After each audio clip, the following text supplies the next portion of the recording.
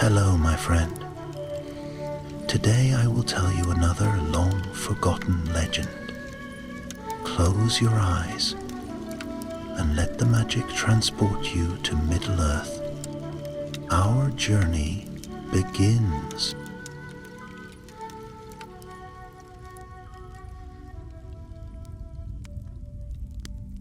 It was late in the summer in the Shire, the season when the air was golden with harvest and the hills rolled with the sound of scythes and laughter.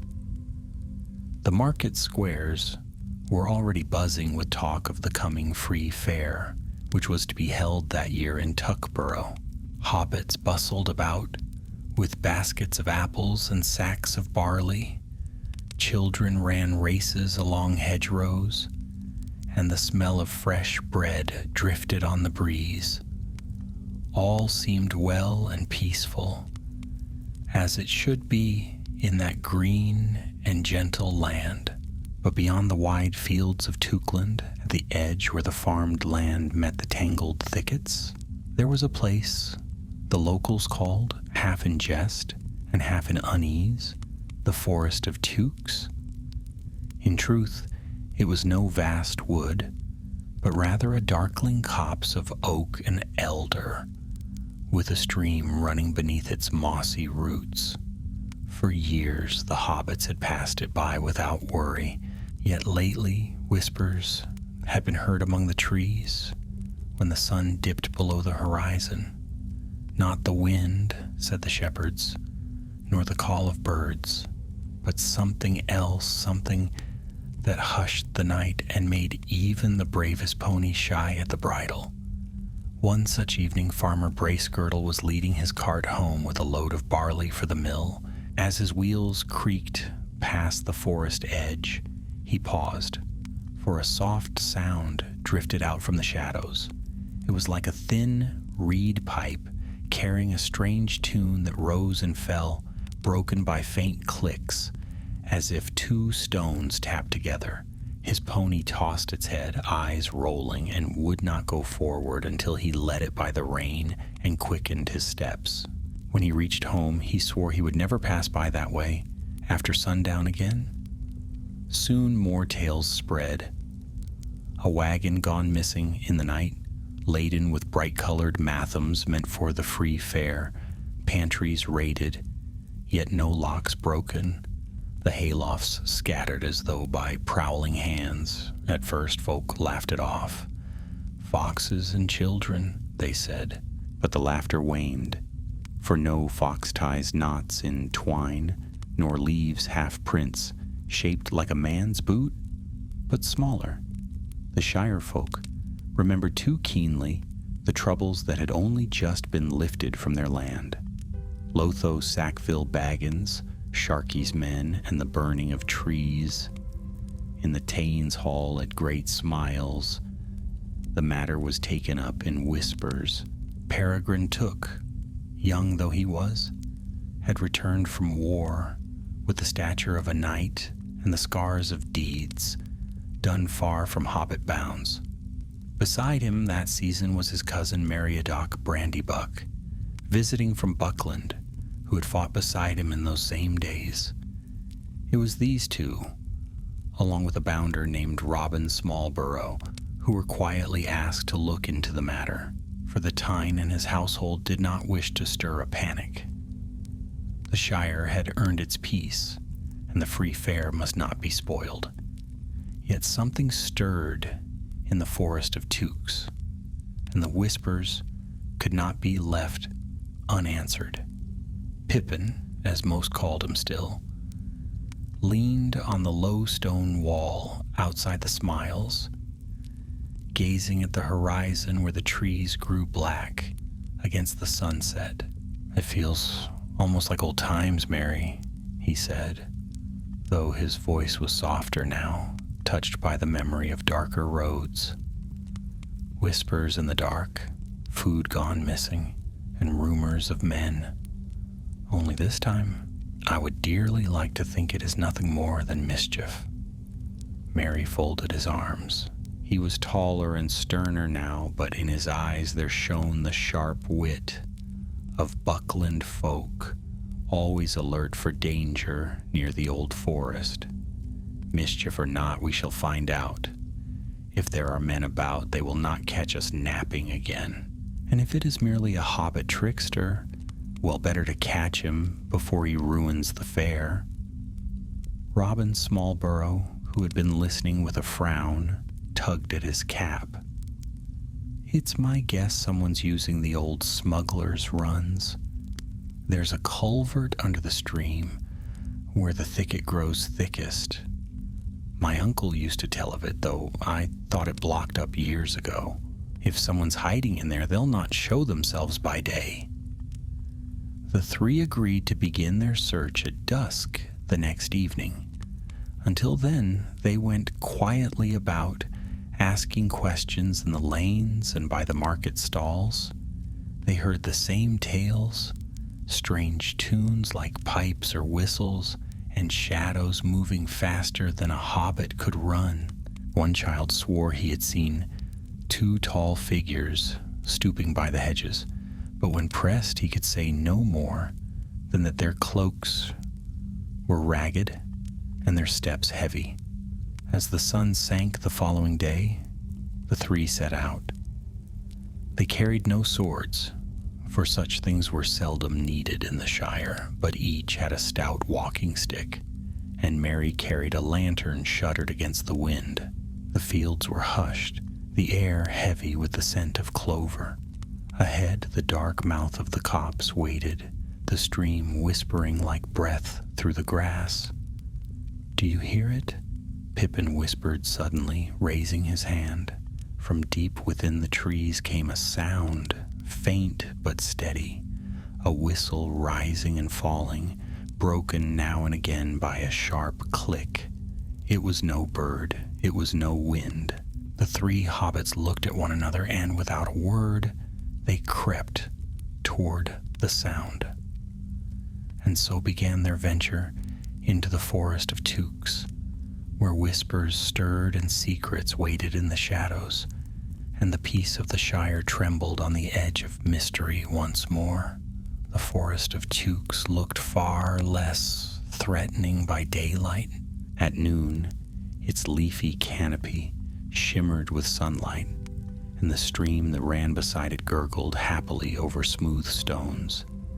But now, as dusk closed in, the shadows gathered thickly beneath the trees, and the very air seemed cooler, as though the wood guarded its own secrets from the wide fields beyond. Merry Brandybuck pressed his hand to the trunk of an old oak and listened. The faint whistle they had heard before was gone. Only the rustle of leaves remained, and the steady song of the stream.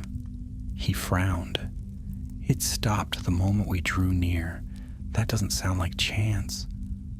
Pippin, his bright eyes darting into the gloom, whispered back, "Then someone was watching us, or listening." "I don't like that, Mary." Robin Smallborough bent low, scanning the ground with a bounder's practiced eye. His fingers brushed over a patch of soil damp from the stream's edge, and he grunted.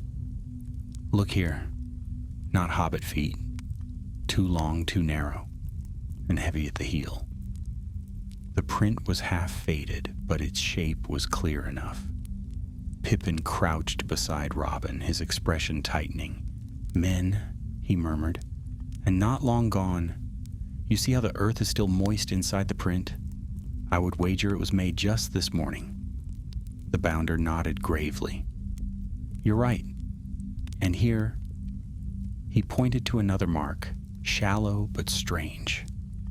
"This isn't a boot at all, it's smaller. Still not hobbit-sized, though.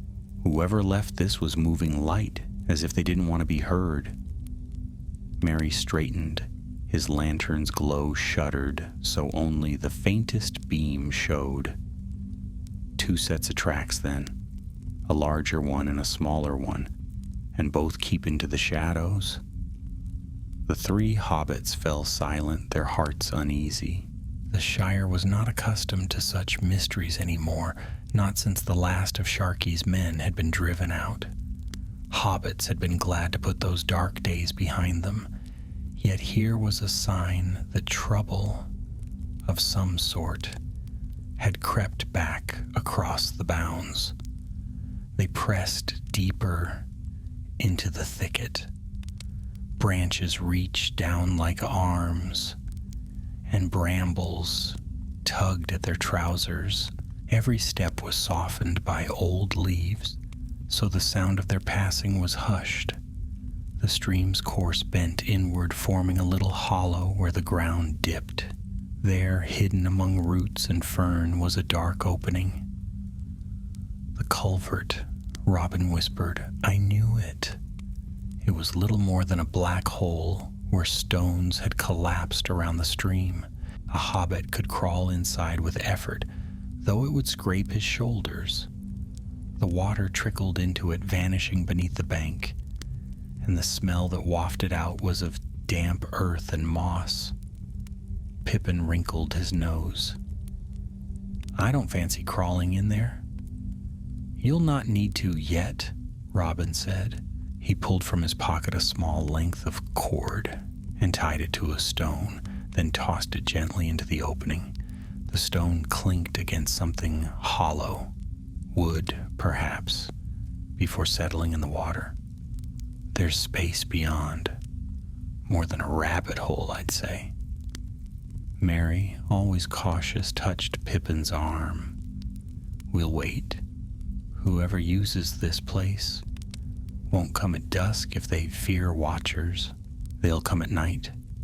So they settled into hiding.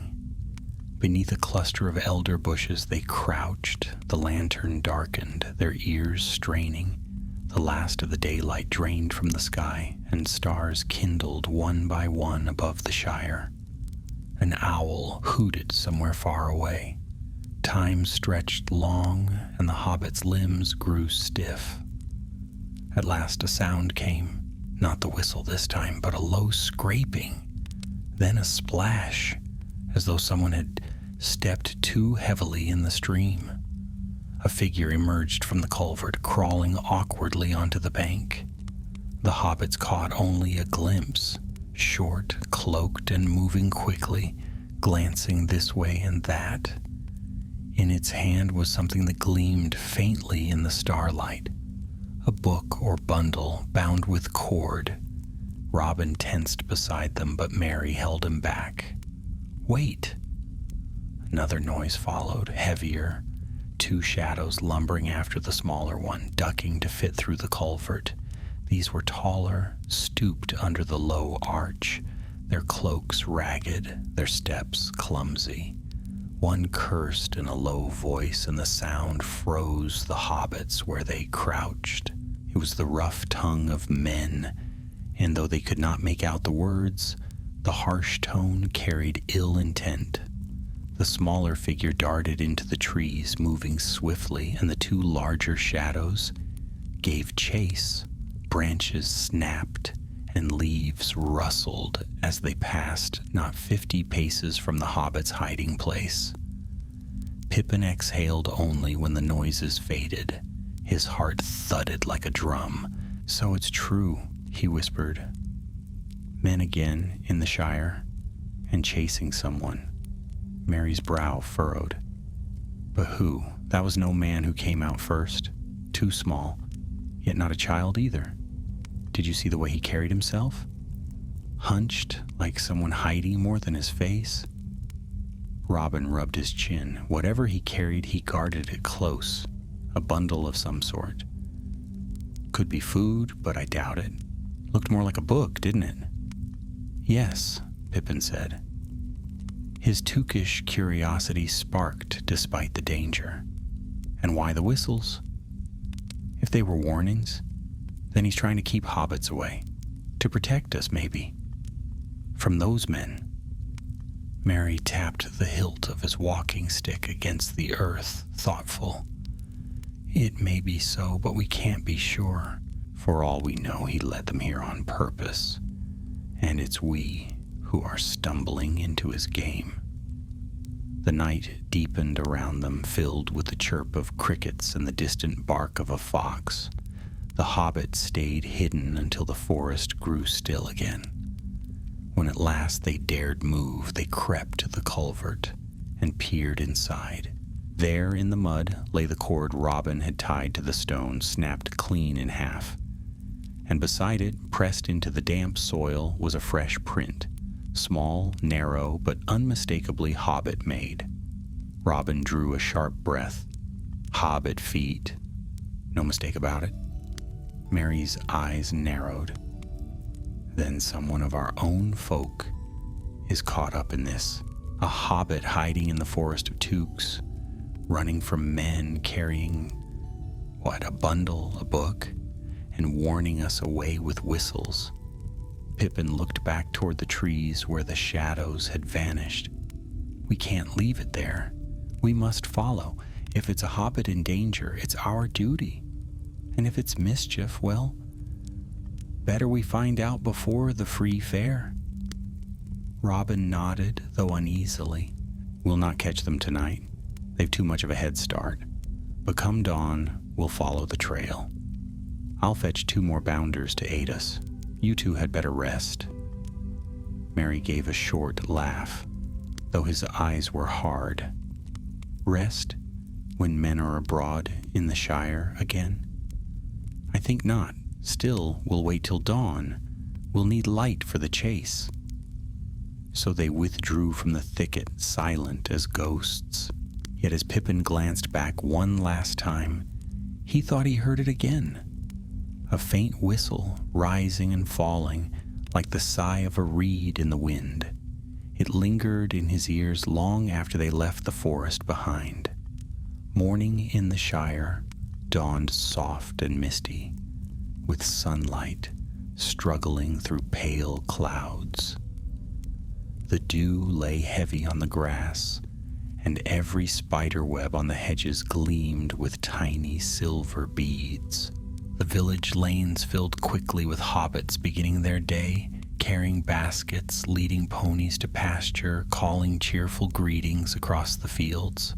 All seemed peaceful, and yet beneath that cheerful hum, Peregrine Took felt a coil of unease that would not loosen. He and Mary had slept little the night before. They had returned to Great Smiles just before the cock crowed, slipping in quietly so as not to alarm the Taines household.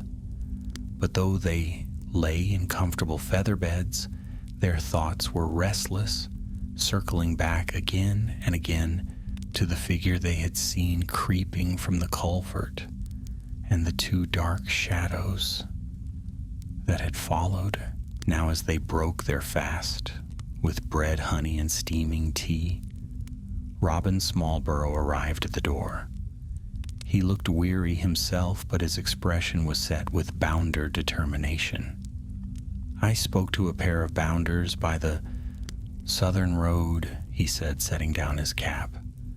They'll meet us by the stream come noon, but I'd not wait so long if I were you. The trail will grow cold. Mary nodded in agreement. He had already strapped on a stout leather satchel filled with maps, chalk, and a spare lantern. We'll go at once.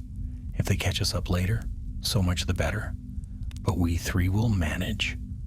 Pippin, though usually the most light-hearted of them, seemed unusually serious this morning. He laced his boots tightly, tightened his belt, and muttered, "We'll manage, but we must be careful. Those men were dangerous. You heard how they cursed, the weight in their steps. And whoever the hobbit is, he's clever. If he doesn't want to be found, we may chase him in circles for a week." Robin gave a thin smile. Perhaps. But bounders know the land, and the forest of Tukes is no endless wood. It has limits. If he's hiding there, we'll flush him out. By the time the sun had risen higher, they were once again by the edge of the thicket.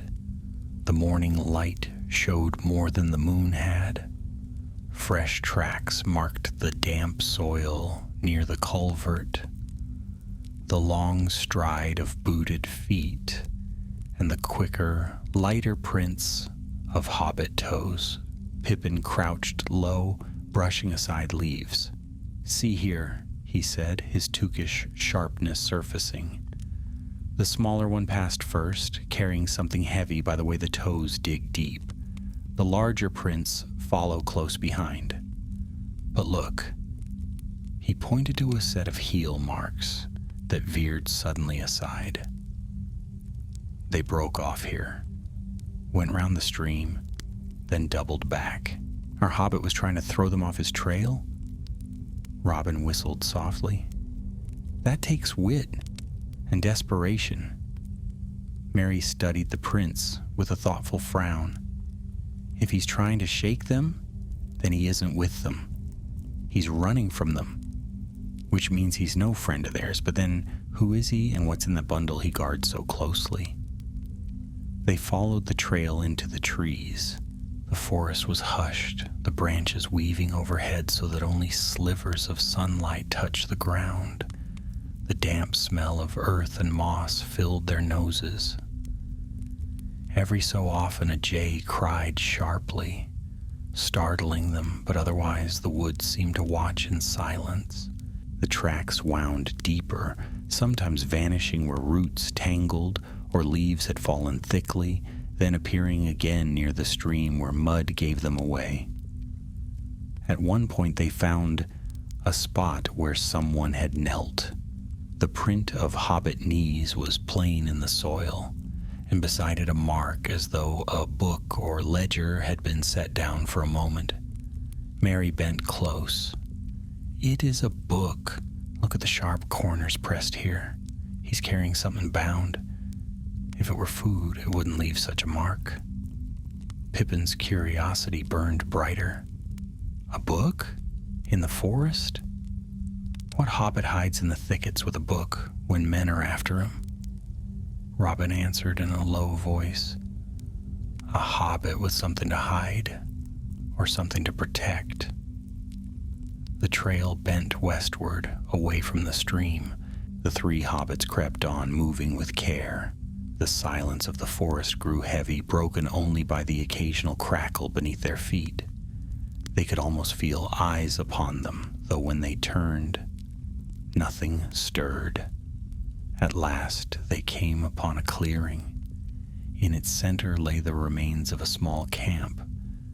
No fire, but a scatter of fern where someone had lain, and crumbs of bread left behind. A water skin lay half-hidden under a log, patched and worn. Mary lifted it, sniffed, then grimaced. Stale ale, not the sort of thing a decent hobbit carries. But someone's been using it. Pippin searched the edge of the clearing and called softly. Here, more tracks. They lead north. He pointed to where the undergrowth was bent aside, as if someone had passed in haste. They followed, and soon the ground rose steeply. From the top of the rise they could see far, the patchwork fields of Tukes stretching away, dotted with farmsteads, smoke curling up from chimneys. It was a comforting sight, but it only reminded them how close danger had crept to hobbit homes. Suddenly Robin stiffened. He held up his hand. Listen. From somewhere ahead came a sound faint but clear, the thin whistle they had heard before, rising and falling like the call of a bird, then breaking off with a click. There it is again, Pippin whispered. His eyes shone with a mix of fear and excitement. It's him. They crouched low, moving carefully through the brush. At the edge of the rise, they saw him at last. A hobbit stood there, cloaked in brown, his hood drawn low so that only the tip of his nose showed. He was thin, almost gaunt, and his shoulders hunched as though from long strain. In his arms he clutched a bundle wrapped in cloth, close against his chest. He raised a reed pipe to his lips, whistled once more, then lowered it quickly, glancing about as though hunted. For a moment, Pippin's heart leapt. He wanted to rush out, call to him, demand an answer, but Merry held him back with a firm grip. "Not yet," Merry murmured. "Look." Beyond the hobbit, two figures moved between the trees, tall, ragged, their cloaks torn, their steps deliberate. They were men without question. One carried a cudgel, the other a knife that glinted in the light. Their eyes were fixed on the hobbit, and they crept closer, unaware of the watchers. The hobbit with the bundle seemed to sense them. He darted to one side, slipping between brambles, swift as a hare. The men swore and gave chase, crashing noisily after him. Merry's jaw tightened. "This is no trick. He's fleeing them. We must help." Robin's face was grim. "Aye, but carefully. 2 men could make short work of us if we blunder in. We'll need a plan." Pippin could scarcely contain himself. "We can't just stand here while they catch him. He's one of our own folk, Merry." But Merry was already thinking fast, his eyes following the chase. "There's a narrow glade ahead. If he keeps running, he'll pass through it. We can circle round, cut across, and be waiting there. If we time it right, we can spring on the men from both sides. Robin, you take the right flank. Pippin, you're with me." Robin nodded. "Done. But mind you keep low. We'll not get another chance if we fail." With that, they slipped into the undergrowth, moving swiftly, hearts pounding. The forest seemed alive around them, every rustle a warning, every snap of twig a threat. Yet they pressed on, determined. For the Shire was their home, and no shadow, be it man or mystery, would be allowed to steal its peace again. The forest grew darker as they hurried on, though the sun was still high above the Shire. The trees thickened, their branches lacing so tightly overhead that only scraps of light made their way down to the mossy ground. Pippin found his breath coming quickly, more from excitement than from the chase itself. His heart pounded with the thrill of danger, something he had thought left behind on far-off battlefields. Yet here it was again, waiting in the shadowed edges of Tukland. Merry led the way, his mind already arranging the ground like a chessboard. "The glade lies just beyond that line of beeches," he whispered, crouching low. "It narrows there. If the hobbit flees straight, he will pass through. Those men are larger, slower. They'll follow close behind." Robin Smallburrow crept beside them, tucking his cap lower over his brow. "I'll take the right side, as we said. There's a tangle of fern there, good cover. Once they pass, I'll spring. With a bit of luck, I'll take one down before he knows what's upon him. And the other will turn toward you," Merry said quickly. "That's when Pippin and I strike from the left. We'll aim for the legs, tangle them if we can. Remember, no heroics. Bring them down, then call the others." Pippin swallowed, gripping his walking stick. He remembered the weight of Gondorian steel in his hands, remembered the cries of battle and the press of orcs. That was war. This was different. Yet his nerves sang all the same. "We'll manage," he said, though his voice shook a little. They took their places swiftly. Merry and Pippin slid into a hollow beneath hazel branches, while Robin vanished into the fern on the opposite side. The forest fell silent. Only the trickle of the stream and the quick beating of their hearts filled the stillness. Then the chase came crashing nearer. First, the small figure, the cloaked hobbit, burst through the trees, clutching his bundle tight. His hood had fallen back, and for the first time Pippin caught a clear look at his face. It was pale, thin, and beaded with sweat, the eyes wide with fear. His curly hair was darker than most Tukes or brandybucks, with streaks of gray, though he looked no older than his middle years. He darted into the glade, moving like a hunted rabbit. Behind him came the men. They crashed through the brush, their heavy boots breaking branches and scattering leaves. The first was broad-shouldered, his beard tangled, his cudgel raised. The second, taller and gaunter, held a knife with a gleam that made Pippin's stomach lurch. "Faster, you rat!" the tall one snarled, his voice carrying clearly now. "You won't slip us again." The hobbit stumbled, righted himself, and kept running. The bundle nearly slipped from his arms, but he hugged it close, gasping for breath.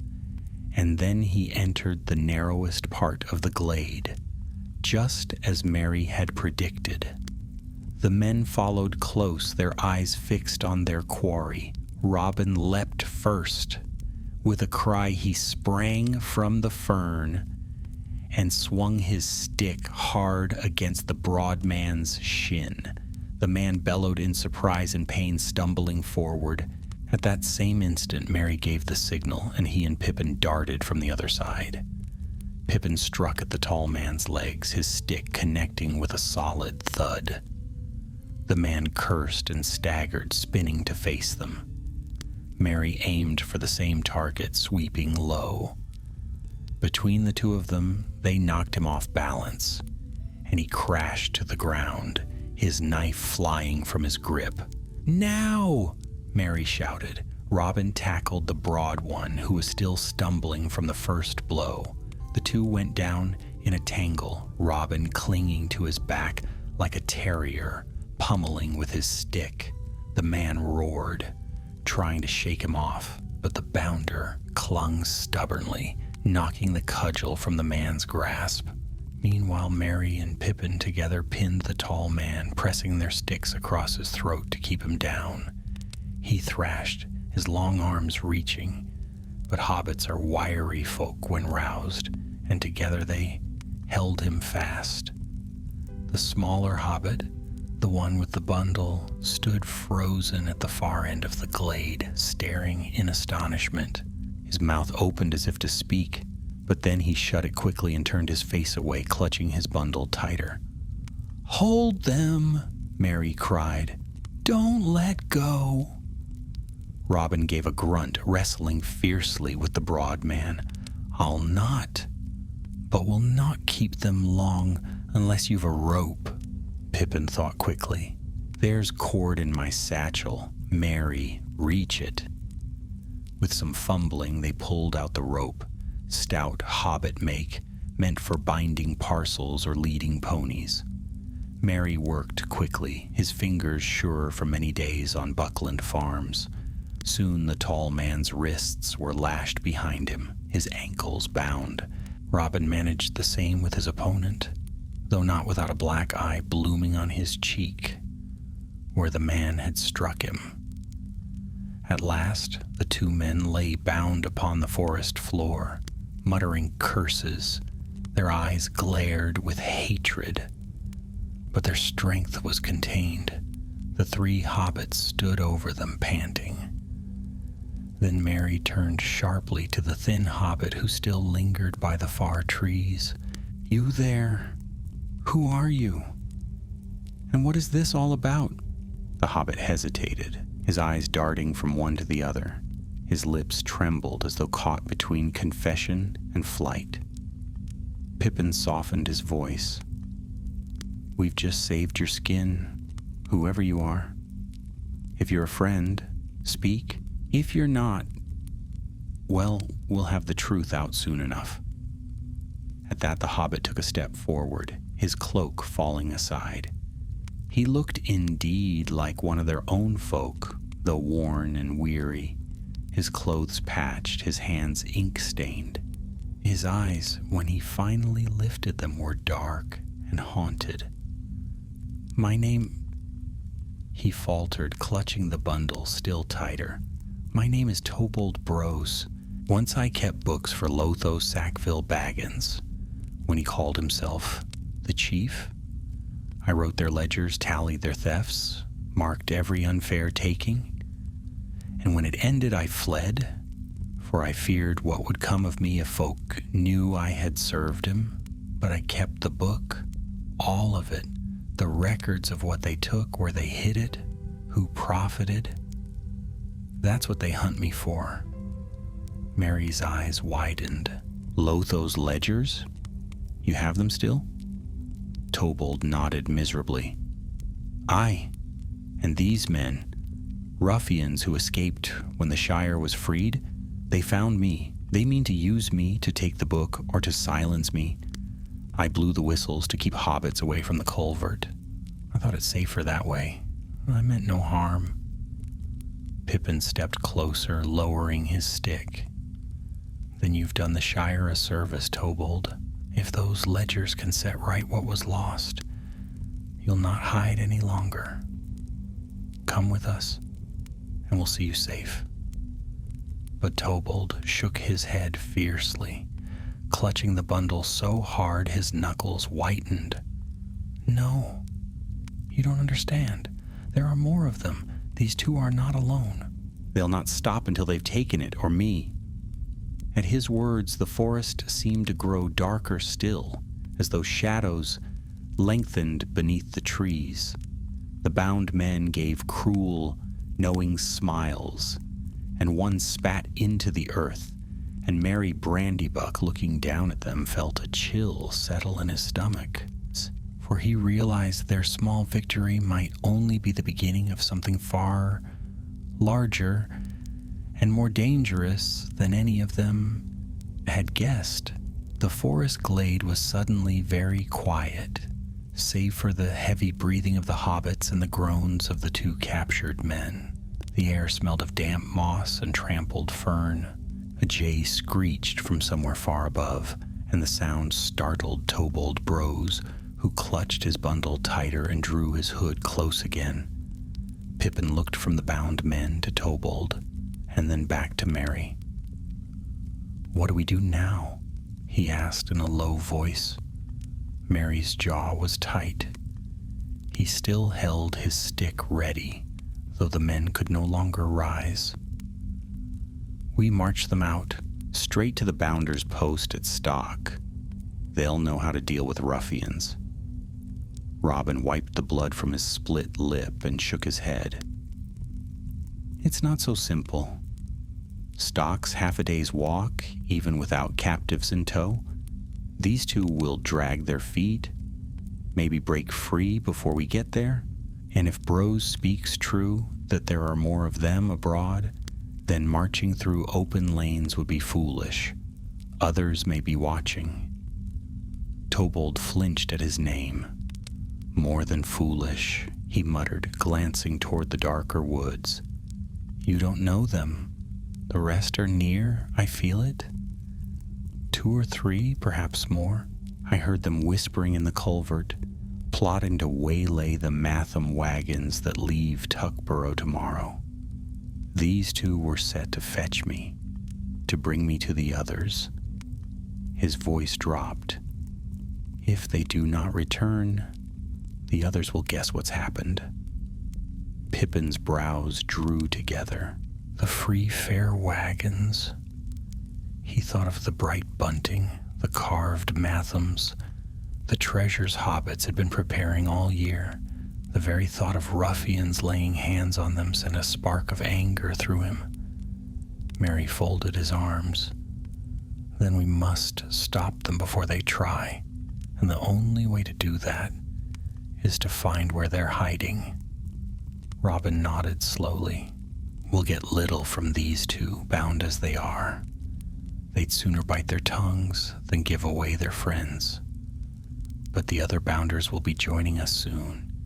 If we can hold here until then, we'll have the strength to march them out." The tall man spat into the leaves and sneered. "You'll not hold us long.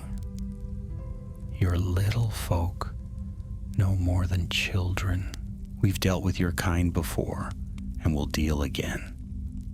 Pippin flushed, remembering all too clearly the jeers of men outside the Black Gate, the way they had called him little rat, as if he were nothing.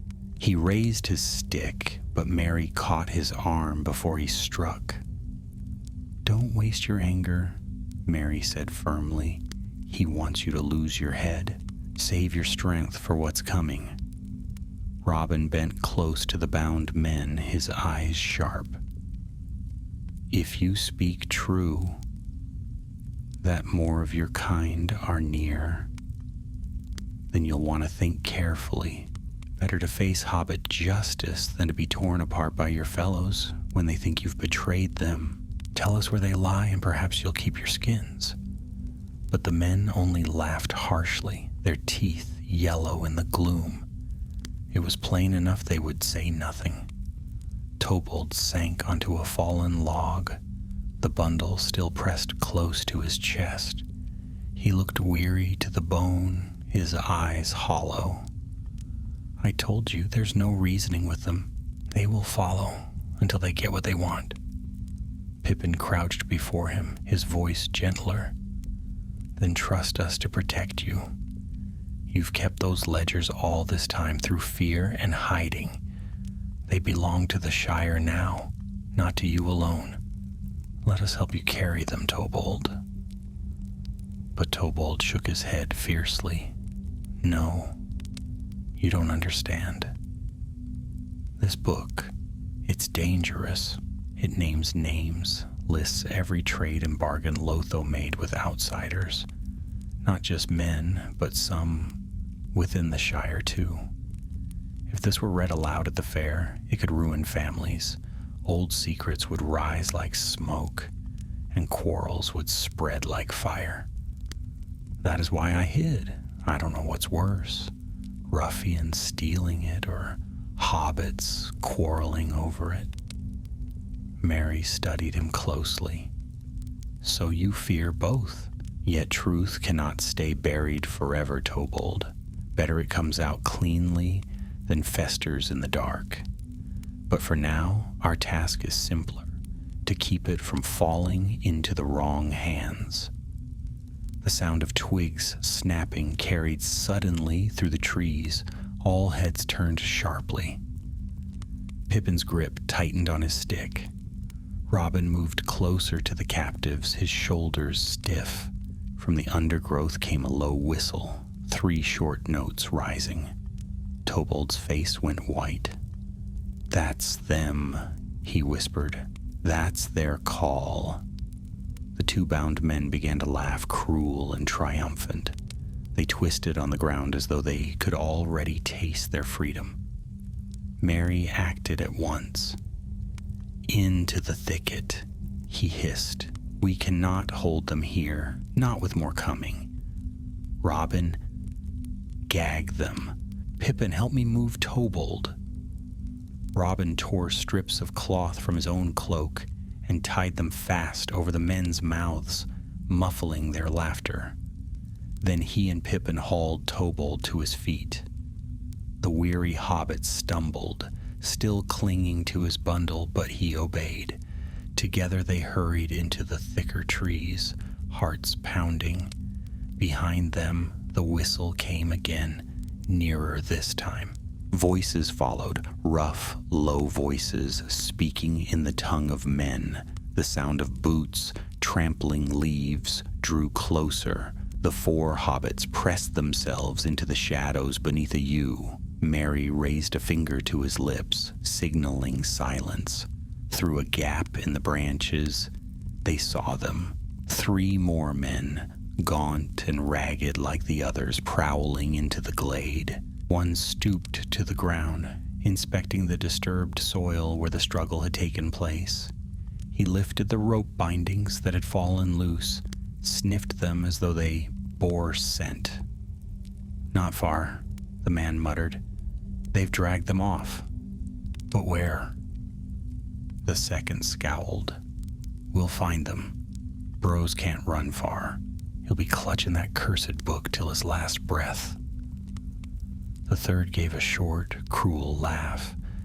And when we have it, there'll be no stopping us. The Shire will be rich pickings again. Merry's fists clenched around his stick. He longed to leap out, to strike them as they had struck the others, but he forced himself still. 3 more men, too many to face alone. At last, the ruffians moved off to the west, crashing through the undergrowth as they went. The hobbits waited, not daring to breathe, until the forest grew quiet once more. Only then did Merry release a long breath. We cannot linger. If they spread out, they'll find us soon enough. We must reach the Bounders before nightfall. Robin nodded grimly. Agreed. But we'll need to move with care. They'll be watching the lanes. Pippin glanced at Tobold, whose face was pale with fear. Can you walk? Tobold nodded, though weakly. Aye. But quickly, if you please. Every moment we linger, they draw nearer. And so the 4 of them set off again, slipping quietly through the forest, the bundle clutched tight in Tobold's arms. The 2 bound men remained hidden in the thicket, gagged in trust, their fate uncertain. The forest pressed close around them, every rustle and crackle filled with threat. Pippin's thoughts raced.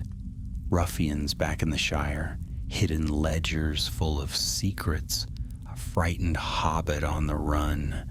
It was as though the old shadows had crept back, refusing to die, and he could not help but wonder as they hurried beneath the boughs. Would they reach safety in time, or had the danger already spread too far? The trees of the forest of Tukes closed around them like a living wall, the paths twisting and vanishing so quickly that even Merry, who knew woodlands better than most hobbits, felt uneasy. It was no great forest compared to Fangorn or the Old Forest by Buckland, but at that moment it seemed endless. Every shadow hiding a watcher, every bird call masking a whistle. They moved as quickly as Tobold's strength would allow. His breath came hard, and the bundle weighed heavily in his arms, though he never once let it slip. Robin went ahead, light-footed and cautious, while Merry brought up the rear, his eyes sharp for any sign of pursuit. Pippin kept close to Tobold, half guarding him, half urging him forward. "Keep steady," Pippin murmured. "We'll be out of this soon." But Tobold shook his head. "You don't know them. They won't give up. Ruffians don't stop until they've squeezed all they want from a place, or from a hobbit." His eyes darted about the trees, haunted. "I should never have lingered in Tukland. I thought the woods safe enough, but they sniffed me out." "Then it's lucky for you. We sniffed you out first," Pippin said with forced cheer, though his own heart was pounding. They pressed on until the ground rose again and the stream crossed their path, cutting deep into the earth. The water foamed white over stones, loud enough to drown their footsteps. Robin halted and crouched low, raising a hand for silence. He pointed to the bank where the mud was churned and broken. "Boot prints," he whispered, "fresh. They passed this way not half an hour ago." Merry bent to look. The prints were plain, long and heavy, the tread of men. His stomach tightened. "They're spreading out, searching. We've little time." Robin frowned. "There's an old cart track just beyond this ridge. If we reach it, we can cut north straight towards Stock. But it's open ground, no cover. If they've eyes there, they'll see us at once. Better a chance at open ground than to be trapped in the thickets," Merry said. He straightened, his decision firm. "We'll risk it." They followed Robin up the rise, the ground steep and slippery. Tobold stumbled more than once, but Pippin steadied him with a hand beneath his elbow. The bundle thumped against Tobold's ribs as he climbed, and for the first time Pippin noticed the faint smell of ink and leather rising from it. "Are you sure it's safe to carry that openly?" he asked. "They'll spot it before they spot you." Tobold hugged it closer. "I'll not let it out of my hands. Not for anyone." At the top of the ridge, they crouched low in the brush and peered down. Below stretched the cart track, no more than 2 wheel ruts through the grass, leading away toward open fields. In the distance beyond the patchwork of hedges, Pippin could just glimpse the roofs of farmsteads and the thin threads of smoke from cooking fires. The sight was a comfort, proof that ordinary hobbit life still bustled not far away. But nearer at hand, the track was not empty.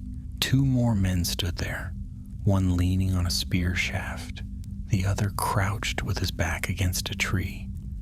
They looked tired but alert, scanning the trees as though expecting quarry to burst forth at any moment. Robin's face darkened. "They've placed guards. We'll never get past without them seeing."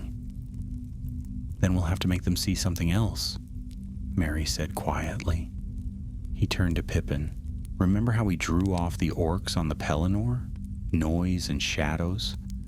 They'll follow a chase if they think it's easy." Pippin gave a quick grin despite the danger. "You're suggesting mischief, cousin.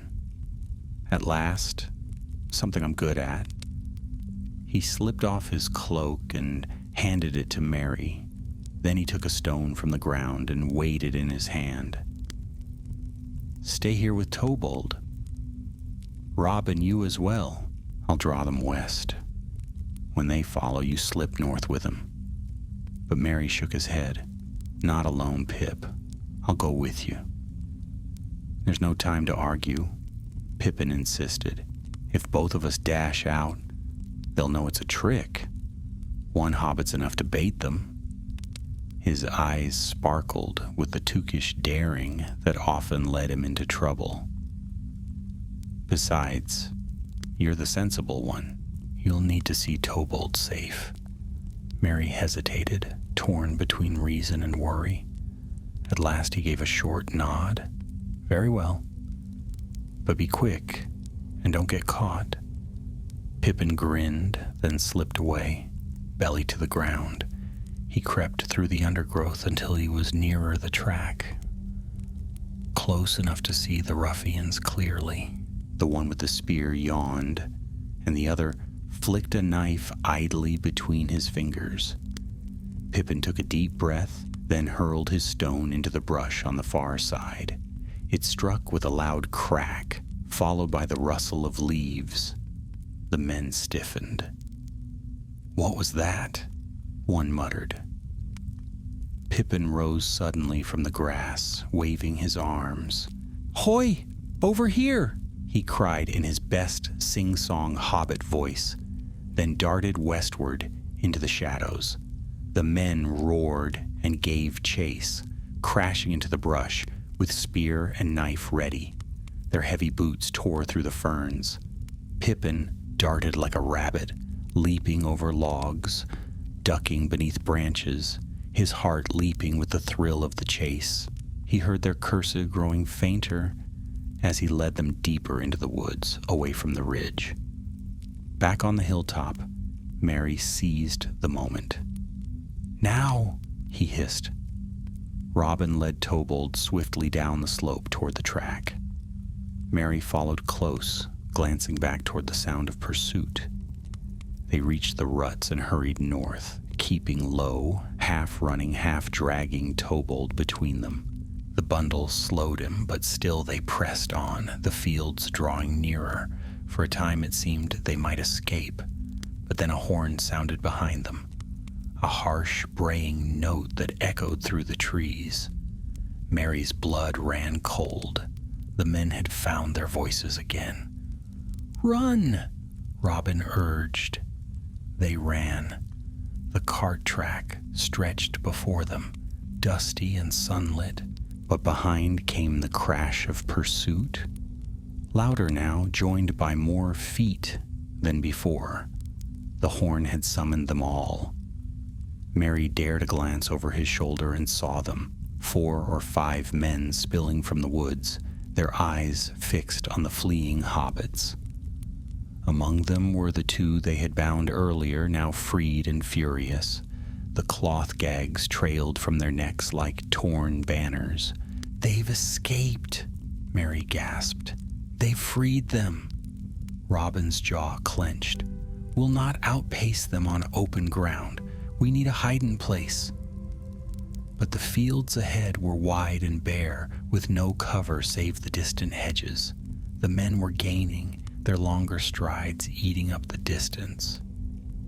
Then Tobold cried out, suddenly, and stumbled.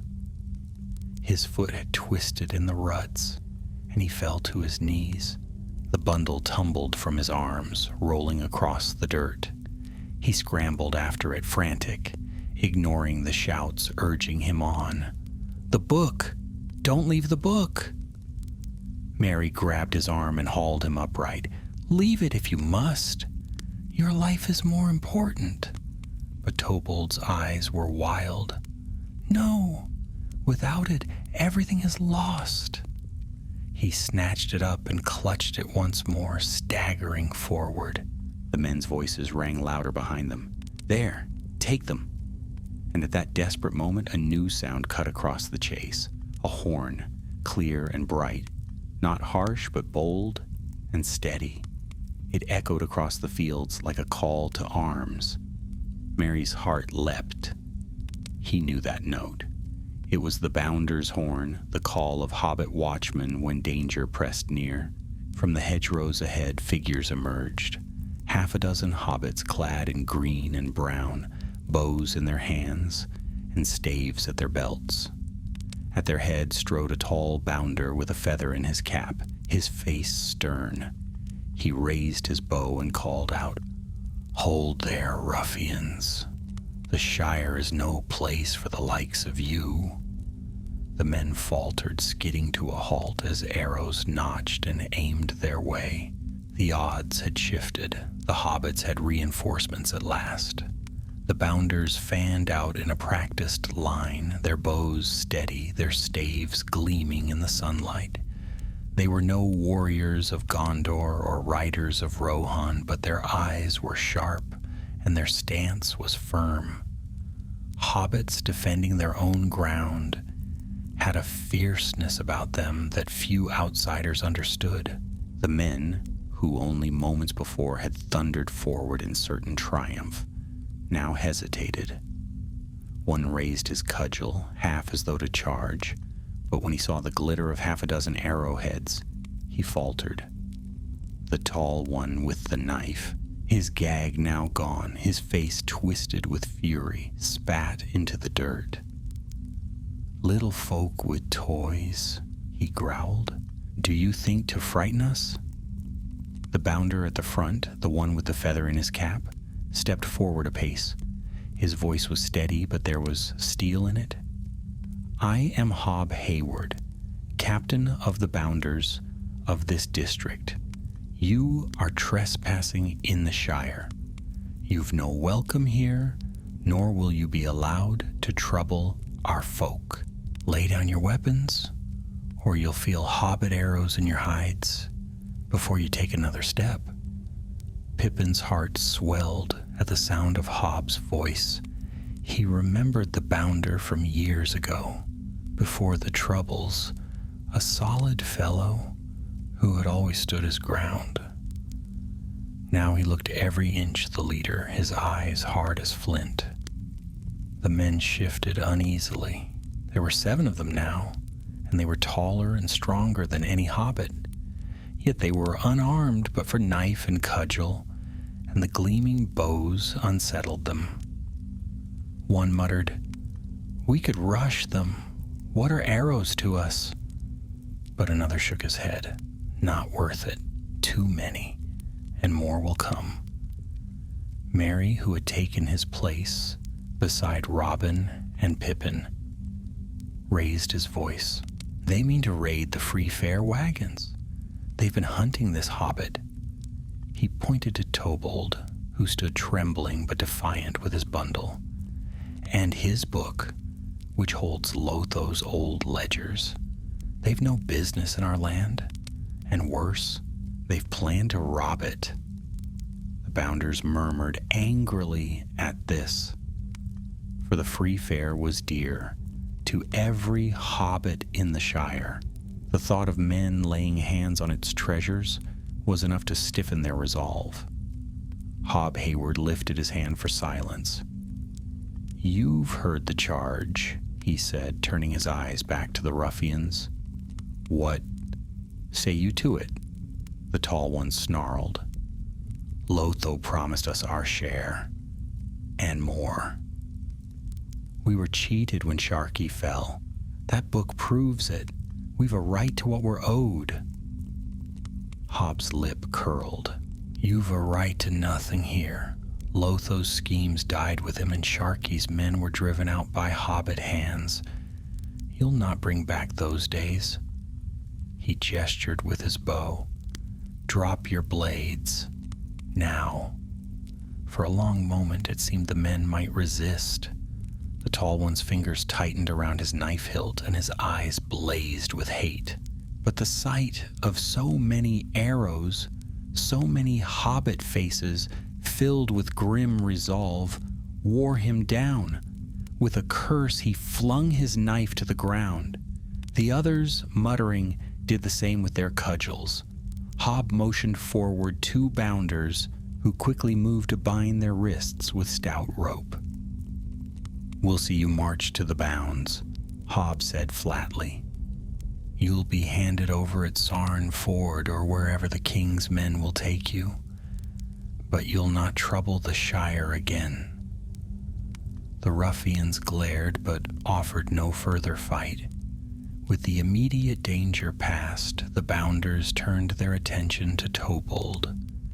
He still clutched his bundle, his knuckles white, his breath shallow. Hob eyed him keenly. "And you, Tobold Bros, isn't it? I'd thought you gone from the Shire."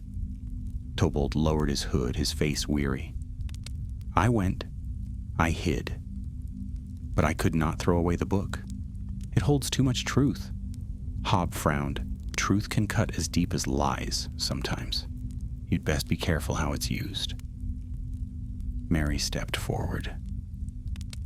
"We'll see it safely kept until the Tane decides. This matter is greater than just a ledger.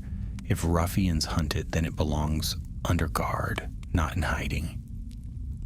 Tobold's eyes darted to Mary, then to Pippin. "You'd give it to the Tyne? To Peregrine Tuke of Great Smiles?" Pippin straightened, trying not to flush. He was still young by hobbit reckoning, but he had carried the title of Thane's heir since returning from the south. "Yes," he said firmly, "to the Tyne, and if need be, to the Master of Buckland and the Mayor. Between them, they'll judge rightly what to do." Robin added quietly, "And until then, the Bounders will keep watch. You've done well to hold it, Tobold, but you need not bear it alone any longer." For the first time, Tobold's tight grip loosened. He looked down at the bundle, then slowly held it out. Mary took it gently, as though it were some fragile treasure. The leather binding was cracked, the cords frayed, but the weight of it felt heavy with more than parchment. He could sense the stories it held, wrongful takings, cruel bargains, and secrets that might unsettle even the Shire's peaceful folk. Hob gave a sharp whistle, and the Bounders began to herd the bound men down the track, heading towards Stock. "We'll march them to the bounds by nightfall," Hob said. "They'll not trouble us again."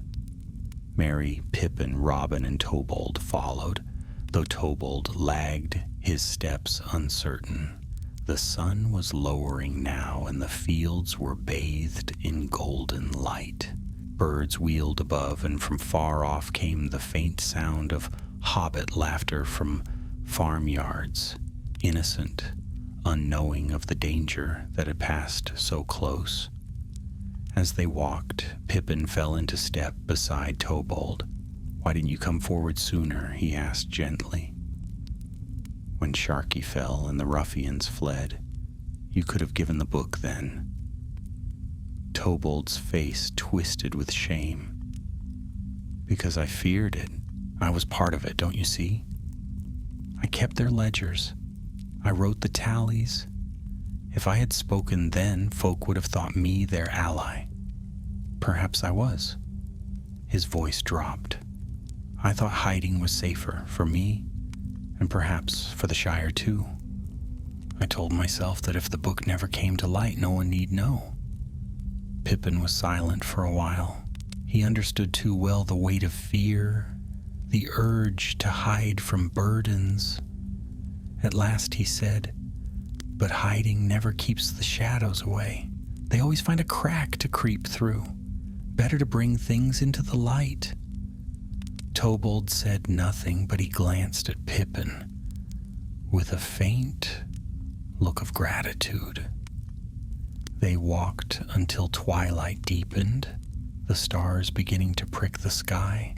The men trudged sullenly under bounder guard, their muttering silenced by sharp pokes of staves when they grew too loud. The air grew cool, and the smell of harvest fires drifted from the villages.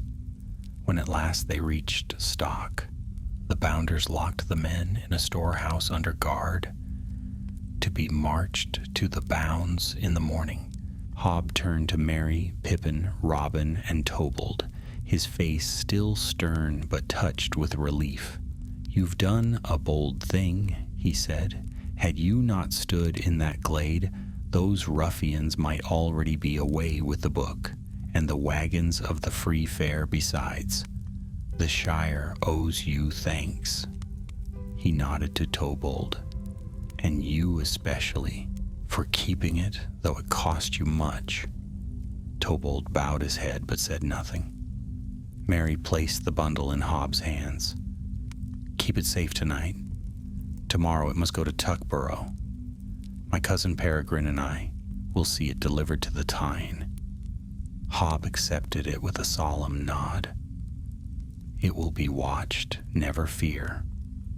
That night the hobbits rested in Stock.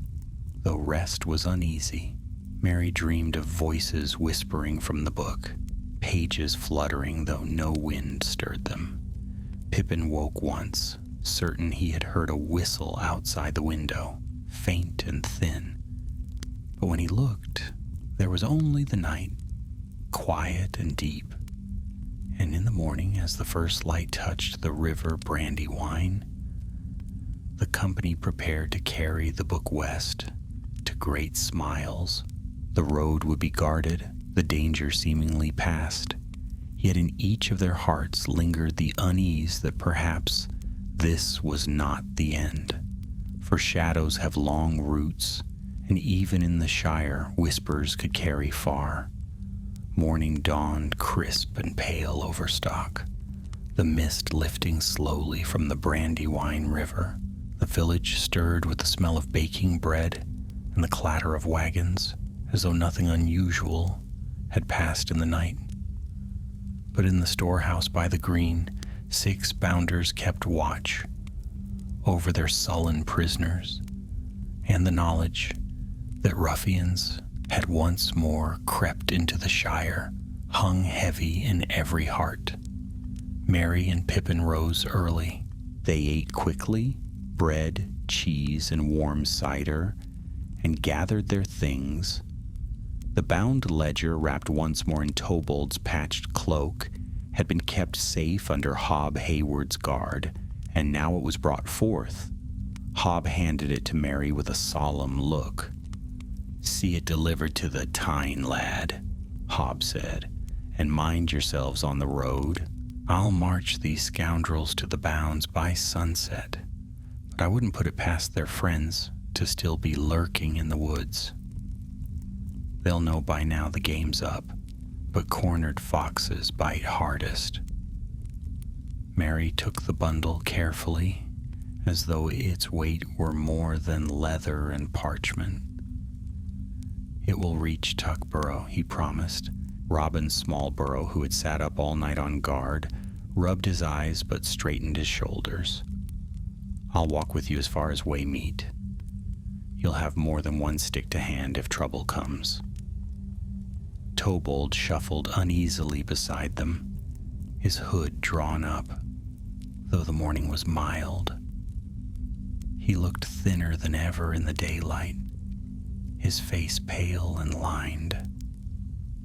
I should go no further, he muttered. I've caused enough grief. Let the Tane deal with the book. I'll fade away, where no one remembers me. But Pippin caught his arm gently. Not so, Tobold. You've a part in this yet. If you vanish, whispers will grow worse. Folk will wonder, and ruffians will boast of the hobbit who kept their ledgers. Better you face the truth and let your part be known honestly. Tobold flinched, but he made no answer. So it was the 4 hobbits set out from Stock that morning, heading west. The road was broad and well kept, lined with hedges and golden fields. The air was filled with a hum of late summer, bees droning, birds flitting among the hedgerows, the faint ring of a distant blacksmith's hammer. To any passerby, it might have seemed no more than an ordinary journey of hobbits on their way to market. But Mary's eyes never left the shadows. Pippin's hand strayed often to his walking stick, and Robin, ever alert, walked a little apart, his gaze flicking from field to hedge, ready for the slightest sign of pursuit. By midday they had reached the market cross at Rushy, where the lanes split. Hobbits bustled about with baskets and barrows, and laughter rang from the alehouse yard. Here the 4 paused, half hoping to hear only good news, half fearing the worst. A farmer hailed them. Bounders caught some big folk, I hear. Hauled them off in ropes bold as brass. Is it true? Mary gave a brief nod. It's true enough, but mind your stock and keep your eyes sharp. There may be more about. The farmer shivered but nodded quickly, hurrying off to spread the word. Mary sighed. It will be all over the Shire by sundown. Then best we reach Tuckborough before rumors grow too wild, Pippin said. They pressed on, the road winding through fields of ripening grain. Yet as the sun dipped lower, the cheer of the countryside seemed to dim. The hedges grew taller, the shadows longer, and a hush fell over the lanes. More than once Robin paused, crouching to study the earth. Once he rose, with a grim look. Boot prints, deep, heading west, same as us. Mary's stomach tightened. They're trailing us still. Pippin frowned. But Hob had them bound, guarded. Could more have slipped the net? Likely, Robin muttered. Ruffians always had a way of scattering like rats when pressed. These prints aren't old. Someone's no more than a mile ahead or behind. At that, Tobold made a thin, frightened sound. He clutched his hood tighter and whispered, They won't stop. They'll hound me to the world's end. Mary placed a steadying hand on his shoulder. Not while we stand with you. Keep moving. By the time they reached Waymeet, the sky was aflame with sunset, streaks of red and gold fading into purple. The village green was crowded with carts, for folk were gathering for the free fair. Children ran with ribbons. Music drifted from a fiddler by the inn, and the smell of roasted chestnuts filled the air. For a moment Pippin longed to stop, to laugh and join the dance, but the bundle in Mary's arms was a weight that silenced such thoughts. Robin paused at the inn gate. "I'll part from you here. The bounders must keep their watch, and I've a post eastward. But mind," he looked them each in the eye, "don't tarry on the road. Trouble still shadows you. I'd wager the Tynes Hall is the only place that Bundle will truly be safe." Merry clasped his hand. "We'll see it done." Robin turned away, vanishing into the crowd with the easy stride of a watchman at home. So the three pressed on alone, Merry, Pippin, and Tobold. Night fell swiftly. The road grew quiet, the fields silvered by moonlight. The noise of waymeat faded behind them, replaced by the soft murmur of crickets and the whisper of leaves. Pippin walked close to his cousin, his ears straining for any sound. Once he thought he heard a whistle far off, faint as breath. But when he stopped to listen, there was only silence. Then, as they passed a stand of alder, a figure rose suddenly from the hedge. Moonlight caught the glint of steel. "A knife! Hand it over!" the man hissed. Merry froze. Pippin lifted his stick, his heart hammering. Tobold gave a gasp and clutched the bundle tighter. From the shadows stepped another, then a third. 3 men in all, lean and hungry-eyed. They spread across the lane, blocking the way. One raised a cudgel. "You've run us in circles long enough, halflings. Give us the book and maybe we'll let you walk." Pippin's mouth went dry. His stick trembled in his hands. He glanced at Merry, who stood tall despite the danger, his eyes steady. "You'll not have it," Merry said firmly. "Not now, not ever. The Shire is free of you." The men laughed, low and cruel. "Free? You'll never be free. There's always a price to be paid." They stepped closer. The moonlight gleamed on their knives, and at that moment the lane behind rang suddenly with hoofbeats, swift, sure, and strong. A lantern swung, casting long beams of gold across the hedges. The men cursed, looking back. "Riders!" one spat. "Go!" In a heartbeat, they vanished into the brush, fleeing like shadows into the night. The lane grew still again, save for the clatter of approaching ponies. Merry, Pippin, and Tobold stood rooted, breathless. Then the riders came into view. Hobbits, armed and cloaked, with lanterns at their saddles. At their head rode Peregrine Took, Taine's heir and Knight of Gondor, tall and proud upon his shaggy pony. His cloak of green and silver caught the moonlight, and the white tree of Gondor gleamed faintly upon his breast. "Pippin!" Merry cried in astonishment. Pippin blinked, then laughed breathlessly. "Well, cousin, I suppose I should have told you. When we set out from Stock, I sent word ahead to Great Smiles. My father sent riders to meet us."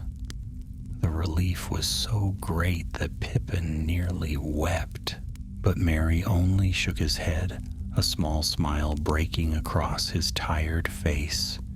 "You Tookish rascal. Trust you to have a trick hidden."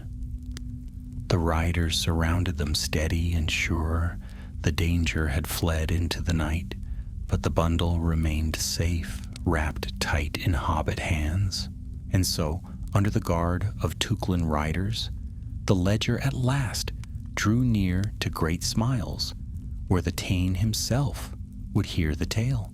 The journey to Tuckborough was swift and sure under the guard of the Tukland riders. Their ponies, sturdy and nimble, carried them smoothly along the moonlit lanes. Lanterns swung from their saddles, sending golden beams across hedges and fields, while the riders kept sharp eyes on the shadows. Merry and Pippin walked at the center, Tobold close between them, the ledger bound in his arms like a newborn child. Pippin felt a strange pride as he looked upon the riders. These were his folk, his kin, who had learned to stand firm when the Shire had nearly been lost. They bore no swords of Gondor, no bright helms of Rohan, yet they looked steady and brave, and he thought for the first time that perhaps the Shire truly was safe again. Safe because its people had learned to guard it themselves. By the time the company reached the green hill of Tuckborough, dawn was breaking. Mist curled in the hollows, but the first sunlight touched the round doors of the great smiles, sprawling like a warren of honeycombs beneath the earth. Smoke rose from its many chimneys, and the smell of baking bread drifted on the air. At the gate, more bounders awaited them, staves in hand. They saluted as the riders passed, then hurried to spread word within. By the time Pippin, Merry, and Tobold entered the great front hall, a crowd had already gathered, hobbits in waistcoats and shawls, grooms, cooks, and gardeners, all craning their necks to see what stir had come so early. Thane Paladin Tukes awaited them in the council chamber. He was a stout hobbit with a weathered face and shrewd eyes, his gray hair curling from beneath a green cap. At his side stood Mistress Eglantine, stern but kind, and behind them a half-circle of Took uncles, aunts, and cousins, murmuring amongst themselves. When Merry, Pippin, and Tobold were brought forward, Paladin raised his hand for silence. "Well, my lad," he said, his gaze resting on Pippin, "you've brought a rare stir to Tookland. What tale is this of ruffians in our woods and books carried in secret?" Merry bowed, then spoke clearly. He told of the whispers in the forest of Tukes, of the culvert and the chase, of the ruffians they had captured and the others they had fled. He told of Tobold's whistle calls, meant as warnings, and of the ambush on the cart track. As he spoke, the gathered hobbits gasped, muttered, or frowned, and more than one shook their head at the thought of men prowling the Shire again. When at last Merry finished, he set the bundle on the great oak table before the Tyne. "This, uncle," he said, "is what they hunted. Lotho's ledgers, kept in hiding since the Troubles. Tobold Bros guarded them all this time, though at great cost to himself." All eyes turned to Tobold, who stood shrinking under so many stares. He licked his lips nervously and whispered, "I wrote them. Every tally, every measure, every cruel bargain Lotho struck with outsiders. It was my hand that set them down. I feared to show them, for they name hobbits as well as men. Secrets enough to turn kin against kin. That is why I hid them.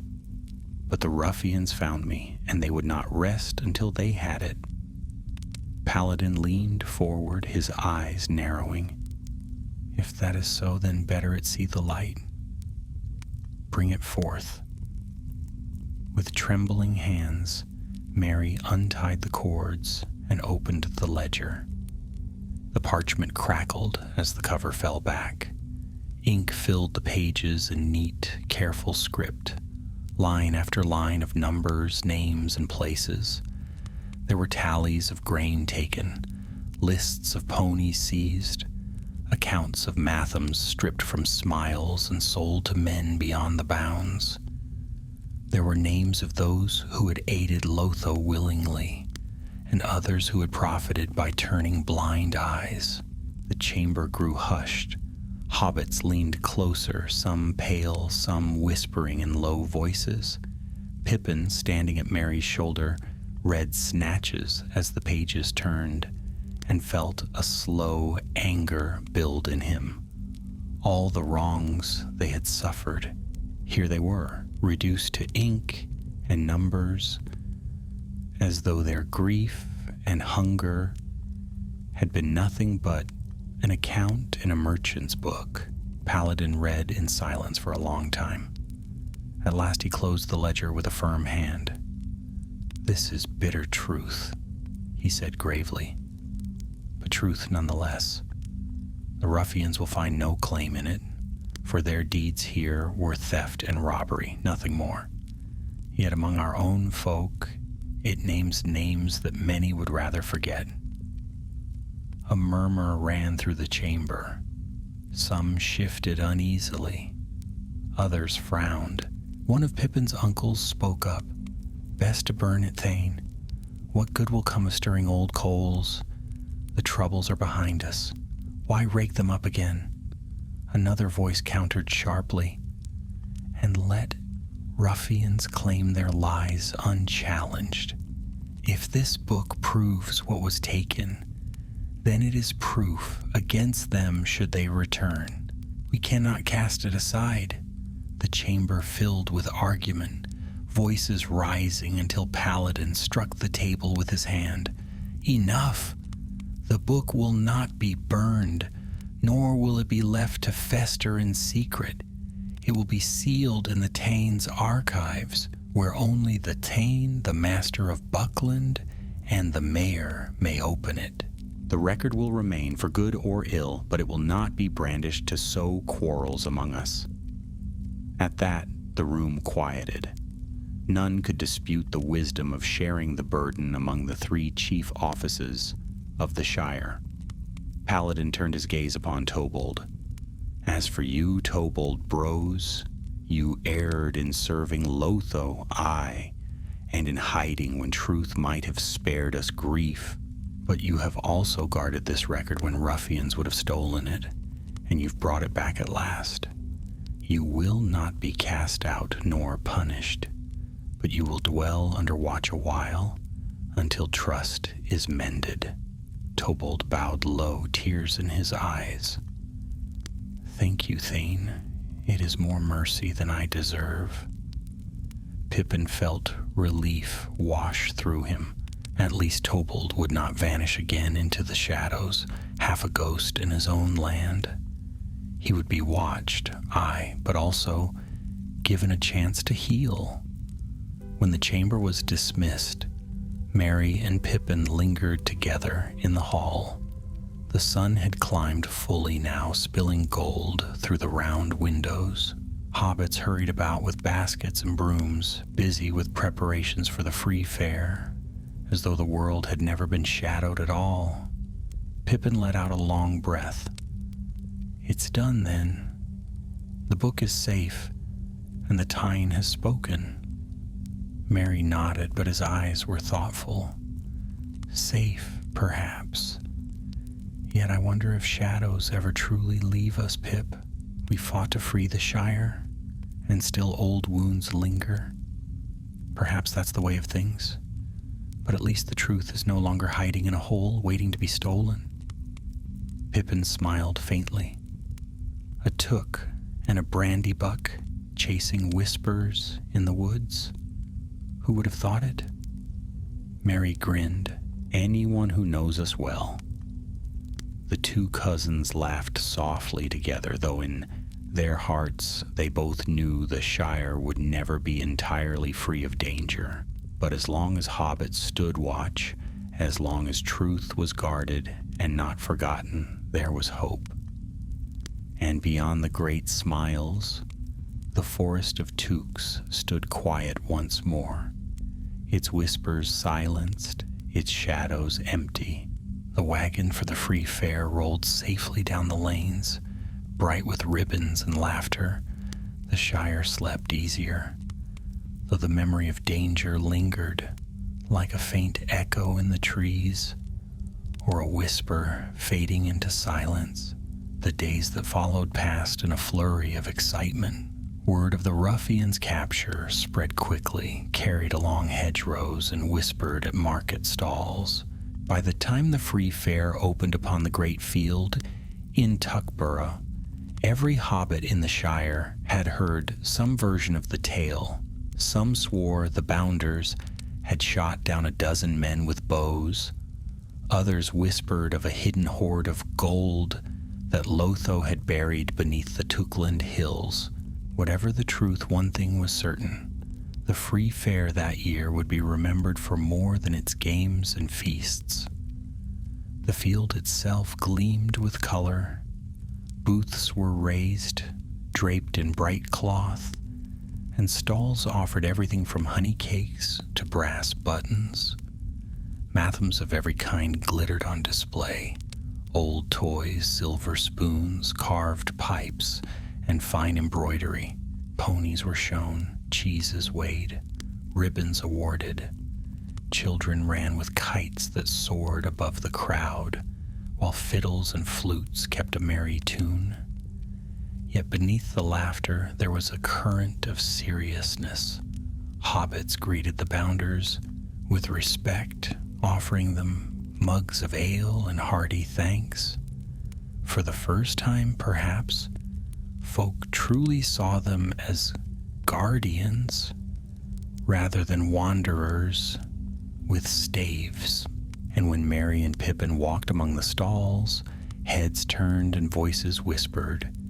To many they were still the heroes who had marched beyond the Shire and returned with strange tales of war.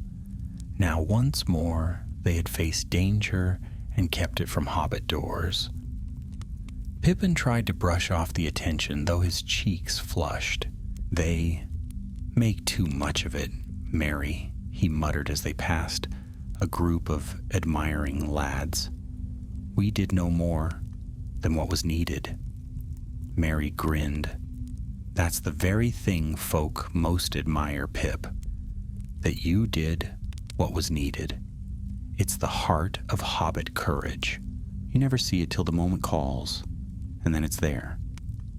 Not far away, under a striped tent, the Thane's chair had been set, and Paladin Tukes sat in state, greeting those who came. At his side sat Mayor Samwise Gamgee, round-cheeked and smiling, though his eyes grew grave whenever the ruffians were mentioned. Beside him, tall and fair, was Master Meriadoc's father, Saradoc Brandybuck, who had come from Buckland for the fair.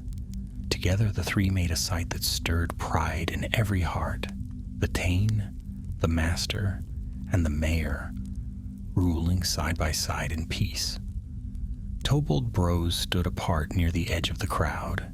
His hood was pulled low, but more than one hobbit eyed him curiously. Word had spread of his part in the matter, though few knew the details. Some looked with suspicion, others with pity. Tobold bore it all silently, his shoulders hunched, his eyes downcast. Pippin noticed him and left Merry's side. Come, he said gently, taking Tobold by the elbow. You've no need to skulk like a thief. Walk with me. Folk should see you stand, not hide. Tobold hesitated, but he obeyed. Together they walked through the fair. At first whispers followed them, but soon curiosity was overcome by the bustle of trade and festivity. A child tugged at Tobold's cloak and offered him a sweet, not knowing who he was, and for the first time in many years Tobold smiled faintly. That afternoon Paladin called a gathering. The great bell of Tuckborough rang, and hobbits left their booths and games to gather in the central green. A platform had been raised, and upon it the Thane, the Master, and the Mayor stood together. Paladin spoke first. My good hobbits of the Shire, you have heard much rumor of ruffians these past days. Let me set the truth before you plain. Ruffians crept once more into Tukland, seeking to trouble our peace. But thanks to the watchfulness of our bounders and the courage of Meriadoc Brandybuck and Peregrine Took, they were caught and driven out. A cheer rose, loud and long, though Merry and Pippin shifted uncomfortably on the platform. Paladin raised his hand. But hear this too. They hunted a book of ledgers, written in the days when Lotho Sackville Baggins claimed mastery of the Shire. This book is now in safekeeping. It will not be lost, nor hidden, nor used to stir quarrels among us. It is sealed under the care of the Tyne, the Master, and the Mayor. The truth may be remembered, but peace preserved. Samwise then stepped forward, his voice warm and steady. We've had enough of darkness, my friends. Let none say the Shire can't keep itself safe. We've stood against ruffians before, and we'll do it again if need be. But more than that, we'll stand together, for that's the only way we're strong. This fair is proof of it. Bucklanders, Tukes, Bagginses, Boffins, Gamgees, and Brandybucks, all gathered as one folk. That's how it should be, and that's how it will be. Another cheer followed, louder still. Last of all, Saradoc Brandybuck spoke. I will only add this. The Shire must not forget. Let us feast and be merry, aye, but let us also keep watch. Trouble does not vanish, even when it seems gone. Shadows may creep back, but if we are wary, they'll never catch us unawares again. The hobbits cheered once more, and the fair resumed with fresh vigor. That night, torches lit the field, and dancing began. Fiddlers played, mugs of ale were passed, and laughter rang loud. Children fell asleep on the grass while their parents danced, and the stars shone brightly overhead. For a little while all seemed merry and safe, but not all hearts were easy. Merry stood at the edge of the dancing, his gaze wandering toward the dark outline of the forest of Tukes. He remembered the whistle in the night, the chase through the glade, the cruel laughter of the ruffians. He knew the Shire was safe for now, yet he could not shake the sense that danger had come too close, closer than most hobbits even guessed. Beside him, Pippin appeared, 2 mugs of ale in his hands. He pressed one into Merry's grip. Why so solemn, cousin? The ruffians are bound, the ledger's safe, and the fair's in full swing. Even Sam's on the dance green. Look at him go. Merry smiled faintly, but his eyes remained on the forest. Do you think it's truly ended, Pip? Or is it only sleeping for a time? Pippin followed his gaze. The forest lay dark and quiet, the fields bright with firelight between. At last he said, If it sleeps, we'll be ready when it wakes. That's enough for me. Merry nodded slowly. He lifted his mug and clinked it against Pippin's. Then let's drink to that. The 2 cousins drank, the firelight glinting in their eyes, and though laughter rang, though music played, a faint whistle seemed to drift on the breeze, high and thin, as if the forest itself sighed. Perhaps it was only the wind, perhaps not, but the hobbits of the Shire danced on content in their peace, while watchful eyes, Tukish, Brandybuck, and Gamgee alike, remained ever vigilant. The free fair spilled into its second day with brighter cheer than ever. Hobbits strolled beneath pennants, fluttering in the late summer breeze. Children chased one another with wooden swords and painted ribbons, and the tables groaned beneath piles of bread, honey, pies, and wheels of cheese. A contest of archery was held. In the victor, a spry farmer from Whitwell was lifted on shoulders and cheered until his ears turned red. The danger of the ruffians seemed to most like a story already fading into rumor. A handful of ragged big folk muttered at the ale tents. Bounders and Tukes had 'em trussed up in no time, no worse than foxes after chickens. And yet behind the laughter the tale was told again and again, each time with new embellishment. Whispers from the trees, a chase by moonlight, hobbits springing from shadows, to bind men like trouts in a net. Merry and Pippin bore the attention as best they could. Pippin laughed with the younger hobbits, who begged him for stories, and even gave a merry whistle or two on a reed pipe to the delight of the crowd. Merry, for his part, answered questions with patience, though he kept his thoughts more sober, for he remembered too clearly the sound of boots behind them, the knife gleaming in the moonlight, and Tobold's trembling hands. Tobold himself was given a place at the edge of the fair, under the watchful eye of a bounder. He did not join the dancing, nor the feasts, but he walked the lanes quietly, and more than once folks stopped him to speak a kind word or press food into his hands. Slowly the deep wariness in his eyes eased, and though he still clutched his cloak tightly, he began to answer in more than whispers. On the third morning of the fair, the Thane, the master, and the mayor gathered again in the striped tent to hear the last word of the matter. Merry and Pippin attended, along with Tobold and several of the bounder captains. The ledger sealed once more lay upon the table. Paladin Tukes spoke first. The prisoners have been sent to the bounds. They'll be turned over to the king's men at Sarn Ford. Whether they are marched south or east, it matters little. They will not walk in the Shire again. Sam Gamgee nodded. That's well enough. But the book, there's the harder matter. We can't be having every hobbit clamoring to see what's writ inside. It'll only stir old quarrels best left to rest. Saradoc Brandybuck agreed. The Tyne spoke wisely before. It must be sealed away, kept for memory but not for mischief. So it was decided once and for all.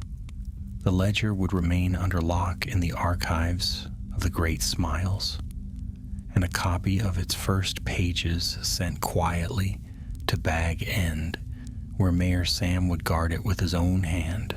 Between Thane, master, and mayor, the truth would not be lost, but neither would it be wielded recklessly. When the decision was spoken, Tobold bowed low.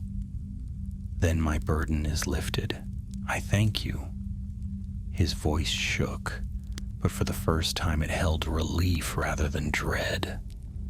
Paladin regarded him steadily. You erred, Tobold Bros, but you also endured much to keep this record safe. The Shire has room for those who learn from their mistakes. You will dwell under the watch of the Tukes a while, but you may yet find a place again. Tobold's eyes brimmed, and he whispered, I will do whatever I can. The meeting ended, and the ledger was carried away to its resting place, sealed with 3 locks and 3 keys. When Merry and Pippin stepped back into the sunlight, the fair was in full cry once more. Children sang, fiddlers played, and pies were being devoured at a rate that seemed impossible. Done at last, Pippin said, stretching his arms. I'd sooner never see another ledger in my life. Merry smiled, though faintly. Aye, but it's better in our keeping than in theirs. Still, he gazed out toward the distant line of the forest of Tukes, dark against the horizon. Do you think we've truly silenced the whispers? Pippin followed his gaze. The forest lay quiet, bathed in late afternoon light. No strange whistles carried on the breeze, no shadows stirred. Yet he felt, as Merry did, that the memory lingered. If not silenced, Pippin said softly. Then answered, that's enough. That night, the final feast of the fair was held. Long tables stretched across the field, lit by lanterns swinging from tall poles. Roast meats, stewed vegetables, mushroom pies, and great wheels of cheese crowded the boards, while barrels of ale and cider stood ready. Laughter rang high, songs were sung, and even the most solemn bounders found themselves clapping along to the fiddlers. Merry and Pippin sat side by side, their mugs raised. Samwise came by with Rosie and little Eleanor, and they shared a laugh over the memory of younger days. The Master and the Tyne both toasted the bravery of those who had faced the ruffians, and cheers echoed across the field until the stars shone bright above. For a while all was light and merriment, and the Shire seemed whole and safe again. But when at last the crowd dispersed and the lanterns were dimmed, the cousins lingered together on the edge of the green. The night was cool, the air scented with grass and smoke. The forest lay far off, only a darker shadow against the sky. "Do you hear it, Pip?" Merry asked quietly. Pippin tilted his head. At first there was only the chirp of crickets and the faint rustle of leaves. But then a sigh, high and thin, like a reed catching the wind, a whistle, or perhaps no more than the air slipping through the trees. Pippin shivered, though he smiled. "I hear it, but I think it's only the wind." Merry nodded slowly. "Perhaps, or perhaps the forest remembers. But so long as we remember too, the Shire will be safe." They stood together in silence, listening. The sound faded, leaving only the stillness of the night. At last, Pippin clapped Merry on the shoulder. "Come on, cousin. There's still a pie or two left, and I'll not let them go cold." Merry laughed softly, and together they turned back toward the lights of the great smiles, where warmth and safety waited, and behind them the forest of Tukes stood quiet once more. Whatever whispers it held were for another day, and for now the Shire slept in peace.